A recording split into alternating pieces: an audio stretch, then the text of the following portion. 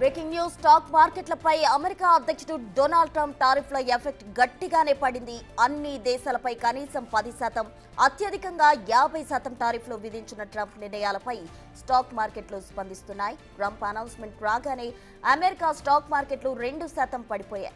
America stock మార్కెట్లలో 3 రోజుల లాభాలకు break వేసింది ట్రంప్ టారిఫ్ అనౌన్స్మెంట్. ఇక జపాన్, కొరియా మార్కెట్లపై కూడా ఈ ఎఫెక్ట్ పడింది. ఈ రెండు దేశాల మార్కెట్లు నష్టాల్లోనే కొనసాగుతున్నాయి. ఇక మరి కాసేపట్లో భారత్ స్టాక్ మార్కెట్లు ఆరంభం కానున్నాయి. దీంతో ట్రంప్ టారిఫ్ ఎఫెక్ట్ పై ఎలాంటి ప్రభావం చూపుతుంది, మార్కెట్లు పడతాయా లేదా అనేది ఇప్పుడు ఉత్కంఠగా మారింది.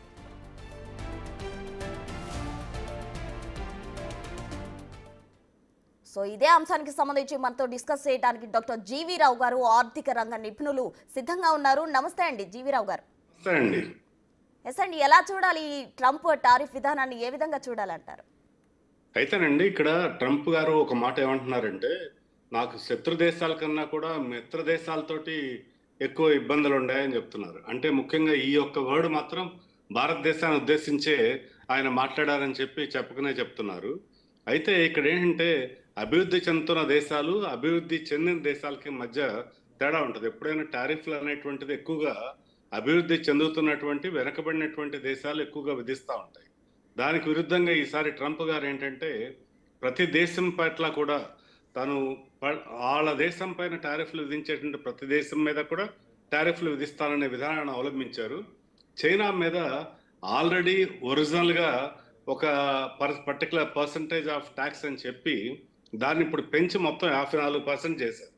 అయితే ఇండియా విషయానికి వస్తే ఇండియా అమెరికా వస్తువుల మీద మనం 52% టారిఫ్ విధిస్తున్నాం కాబట్టి దానిలో సగం అంటే 26% టారిఫ్ను విధిస్తున్నారని ఆయన చెప్పారు.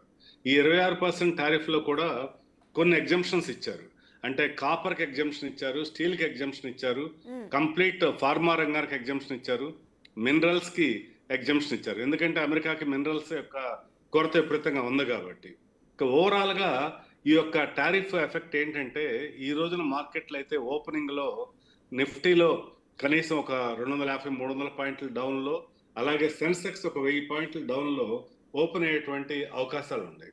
ఇది ఫార్మా రంగంలో స్టాక్స్కి అయితేనే పాజిటివ్గానే ఉంటుంది, ఎందుకంటే వాటికి ఎగ్జంప్షన్ వచ్చింది కాబట్టి. బట్ మిగతా సెక్టార్లో స్టాక్స్ మీద అయితే నెగిటివ్ ఎఫెక్టే చూపించేటువంటి అవకాశం ఉంది. దీనివల్ల రానున్న రోజుల్లో బంగారం ధరలు ఏమన్నా మరింత పెరిగే అవకాశం ఉంది. స్టాక్ మార్కెట్లో అయితే కుదుపులు తప్పవు.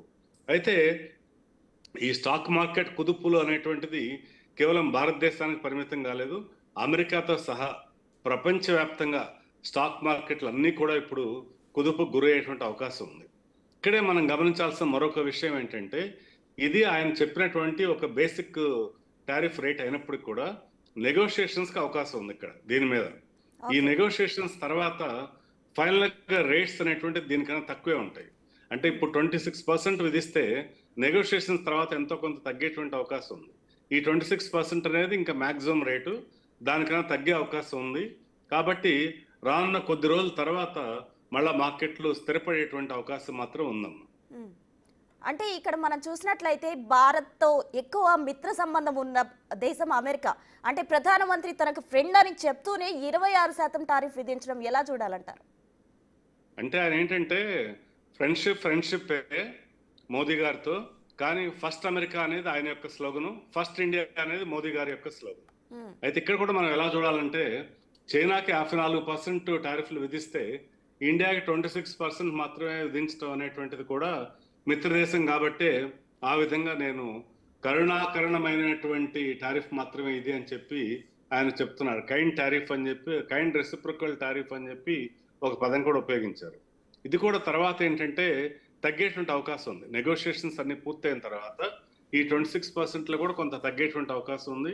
ముఖ్యంగా కొన్ని రంగాలకి ఏమైనా ఎగ్జంప్షన్ ఇచ్చారు అంటే ఆ ఎగ్జంప్షన్ కూడా కారణము మన మీద ఏదో బెనిఫిట్ చేయాలని కూడా కాదు, కానీ ఆయా దేశాల్లో అమెరికాకి ఏ అయితే అవసరాలు ఉన్నాయో, అంటే ఔషధ రంగం కానివ్వండి, మినరల్స్ కానివ్వండి, బంగారం కానివ్వండి, వీటి యొక్క అవసరాలు ఉన్నాయి కాబట్టి వాటి మీద టారిఫ్లు లేకుండా మిగతా ప్రొడక్ట్స్ అన్నిటి మీద టారిఫ్ విధించారు.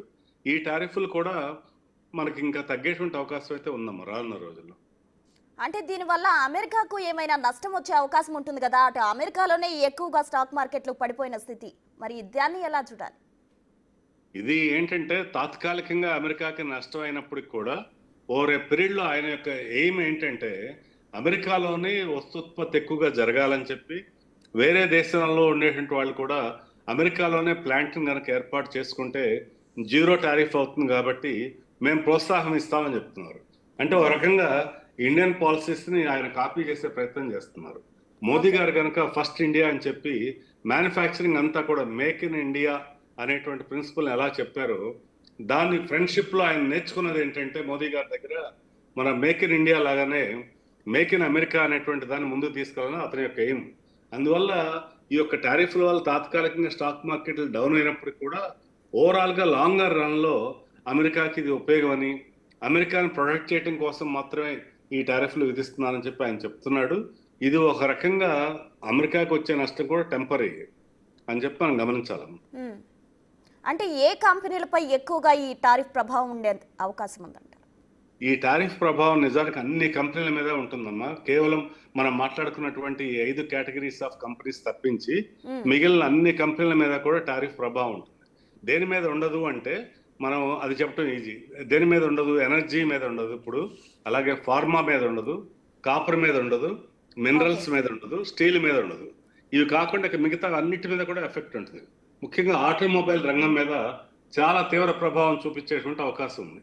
ఎందుకంటే కేవలం కార్ల దిగుమతే కాకుండా ఆటోమొబైల్ స్పేర్ పార్ట్స్ దిగుమతుల మీద కూడా ఇప్పుడు ఈ 26% టారిఫ్ అనేటువంటిది పడే అవకాశం ఉంది. కాబట్టి ఆ ఆటోమొబైల్ రంగం ఆల్రెడీ కుదేలవుతున్న తరుణంలో భారతదేశంలో ఆటోమొబైల్ రంగానికి అయితే ఇది చాలా పెద్ద దెబ్బ అనే చెప్పొచ్చు.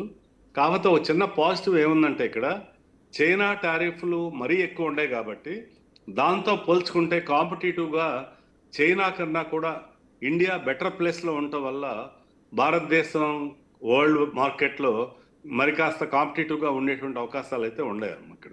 అంటే చైనాకు మొత్తంగా 34% వరకు కూడా విధించారు. 34 కాదమ్మా, 54. అంటే ఆల్రెడీ 20% ఇంపోజ్ చేస్తారు. ఇప్పుడు అడిషనల్ గా 34%, మొత్తం 54% చైనా మీద. ఓకే, మీరు ఇంతకు ముందు చెప్పారు జీవి రావు గారు, అంటే బంగారం ధర కూడా ముందు పెరిగే అవకాశం ఉందని. ఇప్పటికే దాదాపు నియర్ బై 1 lakh ఉంది. ఇంకా అంతకన్నా పెరిగే అవకాశం ఉందంటారా?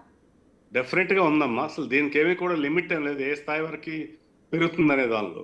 మనం ఇప్పుడు డాలర్ రూపంలో చూస్తే $3,100 ఉన్నటువంటి బంగారం ధర $3,500 అయ్యేటువంటి అవకాశం ఉంది.